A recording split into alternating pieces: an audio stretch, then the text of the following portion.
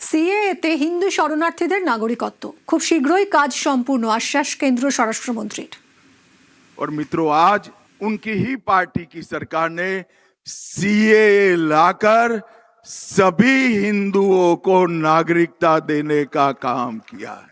इस अवसर पर इस मंच से कहकर जाता हूं, शुभेंदु भाई हर रोज मुझसे उगाही कर रहे हैं, मैं उनको कहकर जाता हूं, जो बची खुची कसर है नागरिकता देने की, वो भी हम जल्दी से समाप्त कर देंगे, क्योंकि यहां अब भारतीय जनता पार्टी की सरकार है। প্রসেনজিতের বাড়িতে অমিত শাহ। অমিত শাহর সঙ্গে অভিনেতার বাড়িতে যান মুখ্যমন্ত্রীও। মোদী সরকারের সাফল্য নিয়ে কথা হয় দুজনের। সোশ্যাল মিডিয়ায় জানালেন কেন্দ্রীয় স্বরাষ্ট্রমন্ত্রী। গতকাল অনেক কর্মসূচি ছিল কেন্দ্রীয় স্বরাষ্ট্রমন্ত্রী অমিত শাহের এই রাজ্যে। তারই মধ্যে প্রসেনজিতের বাড়িতে যান অমিত শাহ। অভিনেতা প্রসেনজিতের বাড়িতে শাহের সঙ্গে মুখ্যমন্ত্রীও ছিলেন।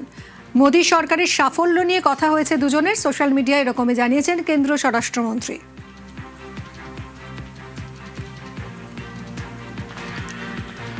ডক্টর শ্যামাপ্রসাদ মুখার্জির জন্মজয়ন্তী উপলক্ষে বিশেষ সম্পর্ক অভিযান চলছে, তো সেই হিসাবেই আজকে ওনার বাড়িতে এসেছিলেন। সারা দেশে চলছে এবং উনি আজকে এসেছিলেন।